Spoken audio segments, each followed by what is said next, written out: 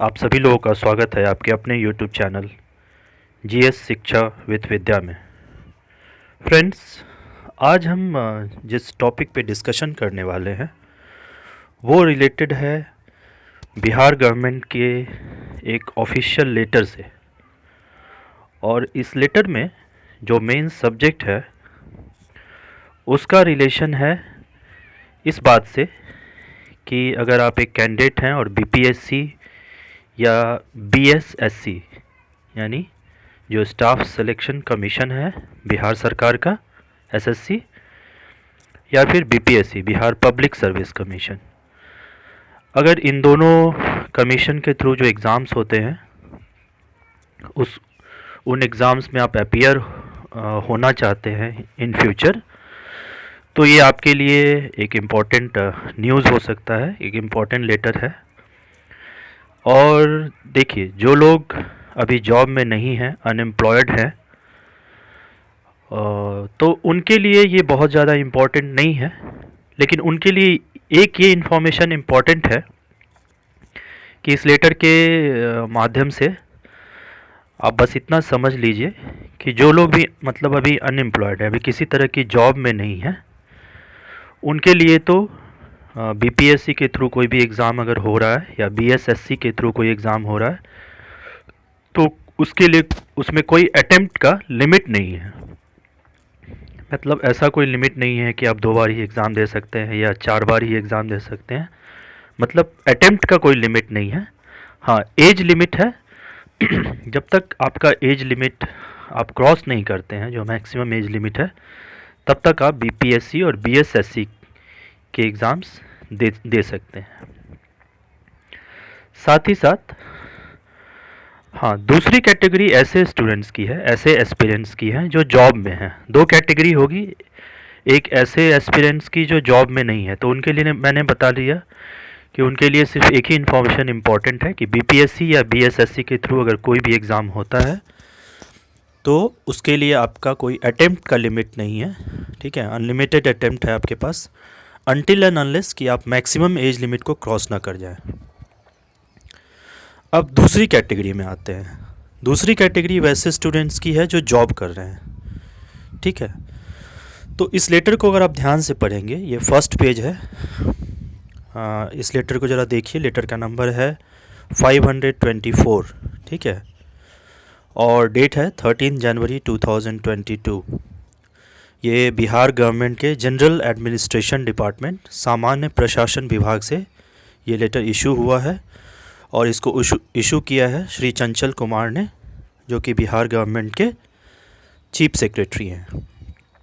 और इन्होंने ये लेटर सारे डिपार्टमेंट्स को दिया है, सारे डिपार्टमेंट के हेड्स को दिया है, डीजीपी बिहार को दिया है, सभी कमिश्नर्स को दिया है, सभी डीएम्स को दिया है,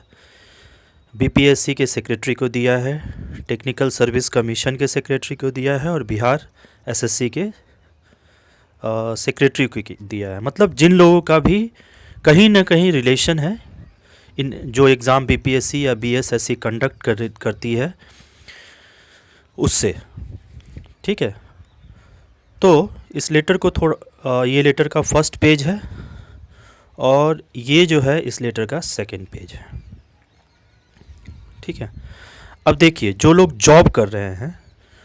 उनमें भी 2-3 कैटेगरी के लोग हो सकते हैं।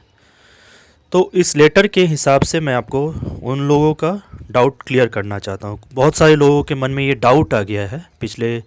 5-6 दिनों के अंदर कि अगर हम सेंट्रल गवर्नमेंट का जॉब कर रहे हैं तो क्या हमारे लिए अटेम्प्ट फिक्स, हमारे लिए कोई अटेम्प्ट लिमिट है, हम स्टेट गवर्नमेंट का जॉब कर रहे हैं तो हमारे लिए कोई अटेम्प्ट लिमिट है, या हम कोई प्राइवेट जॉब कर रहे हैं तो क्या हमारे लिए कोई अटेम्प्ट लिमिट है। मतलब एक थोड़ा सा कन्फ्यूज़न है, उसको क्लैरिफाई करना ज़रूरी है। तो पहला कैटेगरी जो लोग जॉब कर रहे हैं उनमें पहली कैटेगरी हम वैसे लोगों की ले रहे हैं जो सेंट्रल गवर्नमेंट का जॉब कर रहे हैं, ठीक है।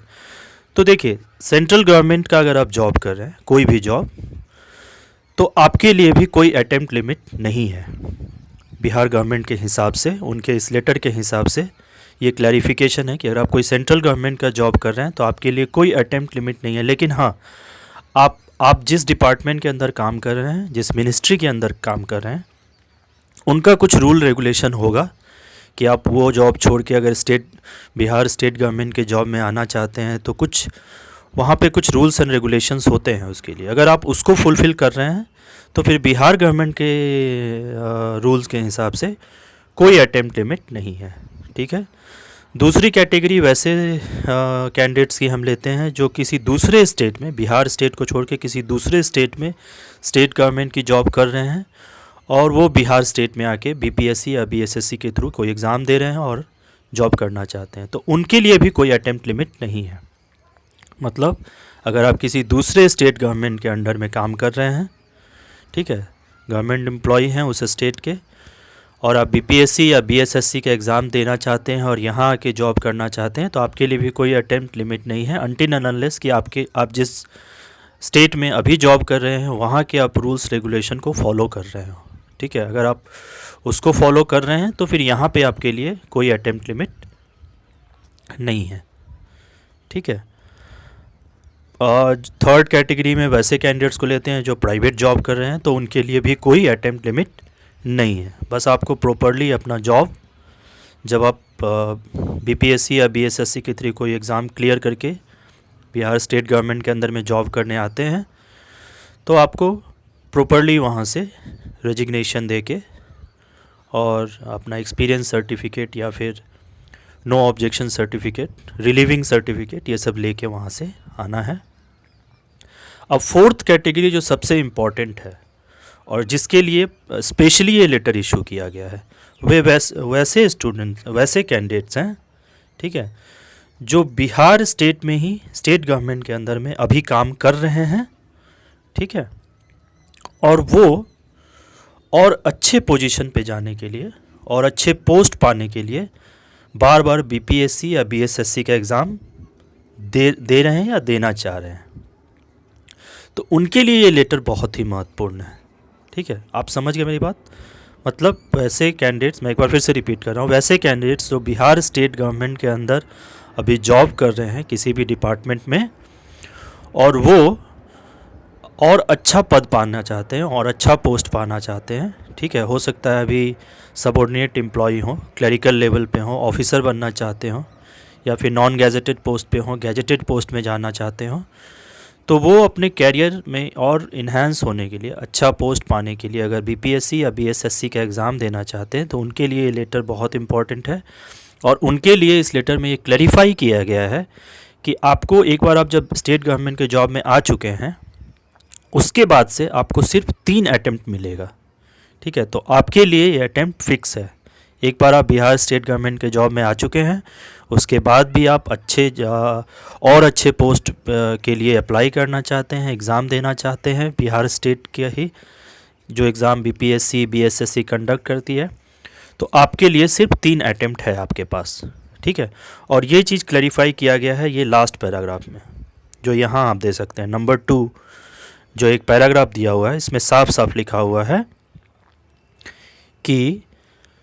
आयोग द्वारा आयोजित की जाने वाली प्रतियोगिता परीक्षाओं में बैठने के लिए बिहार राज्य के सरकारी सेवकों के लिए